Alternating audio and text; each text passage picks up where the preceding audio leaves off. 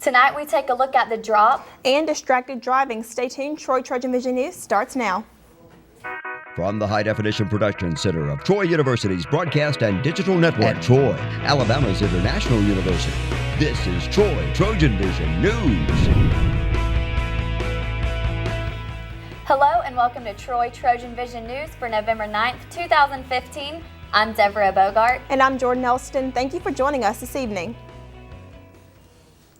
Before Troy University's football game on Saturday, Troy for Troops held an event that had a pretty large prize falling from the sky. I was at the drop and have more details. It's a bird. It's a plane. No, it's a skydiver. Troy for Troops took a leap, or a pretty big jump, in an attempt to raise money for student scholarships Saturday morning with an event titled The Drop. We have a Troy for Troops committee to do things for our military, our students who are in the military, our alums who are in the military. And this year we decided that one of the things we could do, because we have an increasing number of young men and women who are coming back from service that are here in school, and many of them could use some financial aid. And so we decided to do the drop. We reprised this event from about 15 years ago when Mrs. Hawkins and I co-chaired the event, and we raised money for women's athletics. This year we are raising money for Troy for Troops scholarships for our young men and women who are currently in school, and we're also adding some money to our endowed scholarship that we set up a few years ago.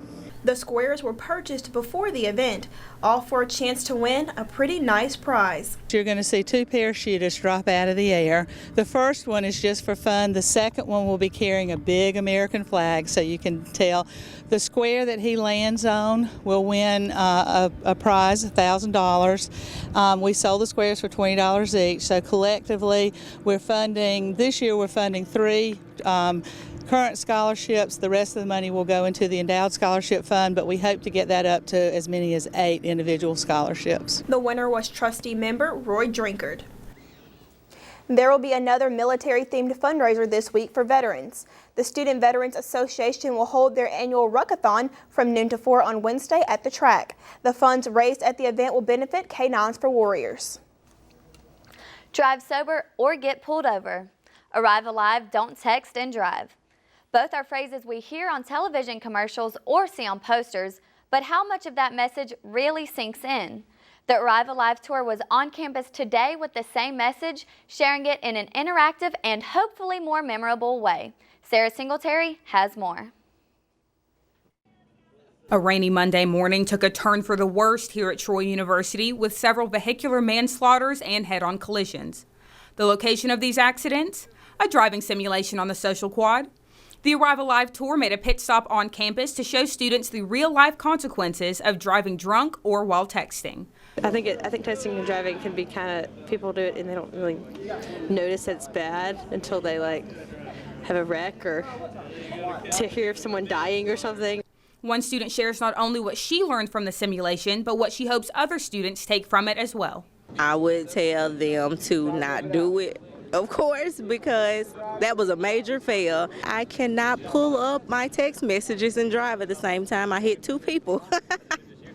But I'll also tell them come try it, because they also have drunk driving. So, I mean, it's normal stuff that college kids go through, drunk driving and texting and trying to be superheroes, and we cannot. So just don't do it. The Arrive Alive tour gives similar presentations at college campuses, high schools, community events, and military bases. An Arrive Alive simulation technician shares why they go where they go and do what they do. Well, it's just kind of an epidemic right now with all the, every 5 cars I see on the road is somebody on their phone. And everybody thinks drunk driving is more dangerous when really, like today, there's going to be 11 teens that died from just texting and driving. And that's the kind of message we're trying to get across is, it's really easy to avoid and you don't have to, and it's just not worth it. For more on the Arrive Alive campaign, visit arrivealivetour.com. Sarah Singletary, Troy, TrojanVision News. The Arrive Alive Jeep was up for grabs to anyone who could complete the simulation without making any errors. Organizers say they have never had anyone succeed. And for some Troy University students, time for worship is not limited to just Sundays or even a traditional church setting. Sherry Cotham shows us a group at Troy University that allows students to worship in a more casual setting.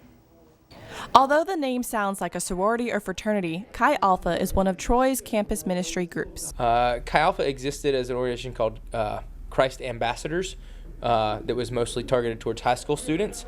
And in the mid-'60s, the Assemblies of God started doing outreach on university campuses and altered the name to fit what was then the university environment. With groups on over 300 campuses, students say that Chi Alpha's friendly and welcoming environment is what makes it work. What initially drew me in was the idea that right when I walked in the door, I didn't have to go and start my own conversation with somebody. Is that almost immediately someone approached me and wanted to have a conversation with me and brought me in and helped me become a part of their family. And that was what helped stand above the rest from all the other places that I visited. My favorite thing is the community of people. At certain church groups, it's you only see them when you're at those events for that specific group, but this is a community of people that we hang out outside of, and they're genuine friends.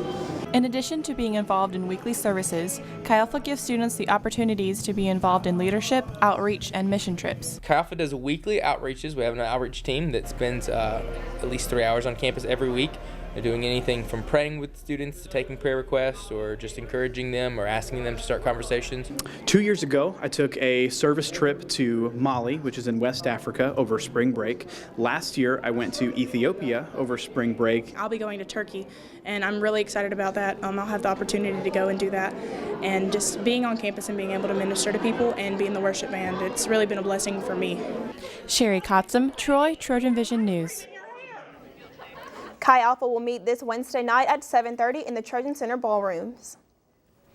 And now taking a look at news from around the state. Police in Alabama are investigating after online videos showed its officers using a stun gun and baton on young men over the weekend. Videos show an officer at the door of a Tuscaloosa apartment arguing for several minutes with occupants who refused to exit. Authorities say an elementary school instructional aide was arrested on campus in northern Alabama. 64-year-old Carol Faye Hardy has been charged with public intoxication and disorderly conduct. Hardy was arrested at Blue Springs Elementary School in Athens. A citywide planning map is aiming to make Mobile more walkable. The plan, called Map for Mobile, will go before the City Council Tuesday for consideration. The plan outlines methods and approaches the city will follow starting in 2016 to implement zoning, land use, code and ordinance changes, and capital improvement priorities. Still to come on Troy TrojanVision News, the Trojan football team was back out in front of its home crowd on this past weekend, and they didn't disappoint. Ryan Renfro has more on Saturday's game in today's sports. And Ben Carson is facing questions about his past. More on that after the break. The poll numbers for Ben Carson as he battles questions over his past. I'm Craig Boswell in Washington. That's coming up. Staring contest. You still got it. I know. Come alive with the forest. Visit discovertheforest.org to find a forest near you.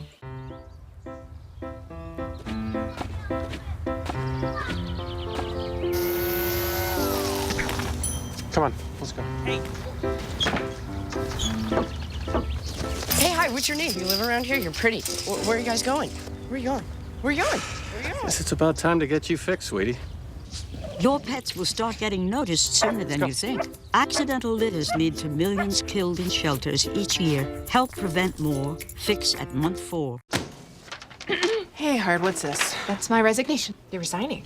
Why? You've been putting me under a lot of pressure lately. That's why I'm ready to quit. Oh, I forgot. I'll do better. Please don't quit on me. Don't let your heart quit on you. Get your uncontrolled high blood pressure to a healthy range before it's too late. Now, the latest in Trojan sports on Troy TrojanVision News. Despite the setbacks coming from the 2 away game losses, the Troy football team didn't let the negativity stay in their heads for long as they stepped back on home turf Saturday and proved they were a force to be reckoned with. Khadijah Torbert has the highlights from Troy's dominating performance over ULM Saturday in Veterans Memorial Stadium. The Troy Trojans conquered the University of Louisiana Monroe Warhawks Saturday in a rainy 51-14 victory. Head coach Neil Brown is grateful for this win, but knows his team still has a long way to go to get where he wants them to be. That was great team win. Proud of our guys. I was worried about them. Really through Wednesday, we didn't bounce back from that triple overtime loss last week, probably until Thursday. We're definitely getting better. They're buying into our philosophy as a staff, which is just next. And we're not outcome oriented right now. We're process oriented. And what I mean by that is we're just trying to get better every single day. And getting better and making improvements have been recognized by the offense, as senior cornerback LaMarcus Former had 1 out of the 6 turnovers that were returned for a touchdown, marking this the second straight game that he has returned a turnover for a touchdown. I was happy for LaMarcus. We had a big game. He's played well 3 weeks in a row. And he's done some really good things, really, since going to the New Mexico State game on. He's played at a high level. No, they tried to get us in a hurry up. It was just a really good defensive play call. It had me in the right position to be able to make that play, and thankfully I finished it this time. Huge plays, interception returns, and of course, touchdowns. The Trojans returned home to show fans just what they were made of, with the special dedications to the military and others. We have a lot of veterans. As far as connected with our families and stuff like that. So we did this thing where we dedicated the game to certain people, and we also, as a team, dedicated the game to them. So I hope they really enjoyed that. I was pleased. This is the first time we played a good football game at home, and our fans deserve that. To do that, to put it together on Military Appreciation Day was special. And we've got a lot of military ties within our staff, within our players. And so that was special to a lot of people, and we had a great turnout from them, so I appreciate them. Khadijah Torbert, Troy, TrojanVision Sports. The offense recorded 493 total yards on Saturday. The Trojans will host Georgia Southern this Saturday at Veterans Memorial Stadium for its final home game of the season. Now, the weekend of Trojan domination doesn't stop on the football field. The momentum carried over from the gridiron to the arena, where it was senior day for the Trojan volleyball team on Sunday. And boy, they did not disappoint. Troy trailed in the first set by a score of 24-21, but scored 5 straight points to take the set. And from then on out, it was all Trojans. Seniors Blair Winston, Darby Griff, and Allie Dowdle led the way in the Trojans' 3-0 victory over Little Rock. Winston led the Trojans with 13 kills on the day, followed by Griff with 9, and Dowdle tallying up a total of 19 digs. Sunday's win marks the 11th home victory for the Trojans this season, breaking the program's record for home wins in its Division I era. But now the Trojans focus in on their final regular season match of the year, an away game this Friday against Georgia Southern. The fall tennis season came to a close for the Troy men's and women's tennis teams, who were in action in Orlando over the weekend in the USTA Collegiate Clay Court Invitational. On Saturday, Troy's Efralia Herlina and Jaiwan Zhu defeated players from Louisiana Tech in the doubles quarterfinals. The two turned around on Sunday to compete in the semifinals and fell to Clemson's Tristan Dewar and Ali Miller-Krasilnikov. The men's team completed play on Saturday as Pablo Marino picked up a win over South Alabama's Gerard Gruendeling. Giovanni Samaha's top singles flight run came to an end as the Trojan lost to South Carolina's Daniel Friedrich. Now, before the football team's success on Saturday, Friday night lights were set on Emerson, Georgia, the site of the semifinals for the Sun Belt Conference Soccer Championships. The Troy soccer team took on Georgia State, and it was a sitting on the edge of your seat kind of night. Head coach Jason Hamilton and his Trojans fell to Georgia State by a final score of 4-2, but all of the nail-biting came after 2 overtimes, and because neither team gave way in overtime, what was next? A shootout. That's right. The first 2 shots for both teams found the back of the net, but the Trojans' third shot bounced off the right post, and Georgia State's third shot found its way through, making the score 3-2. It came down to the Trojans' 4th shot, and senior Kirsten Rindle stepped up to the line, and the shot just glazed the left post. With the loss, the Trojans finished with the season with a 14-4-2 overall record.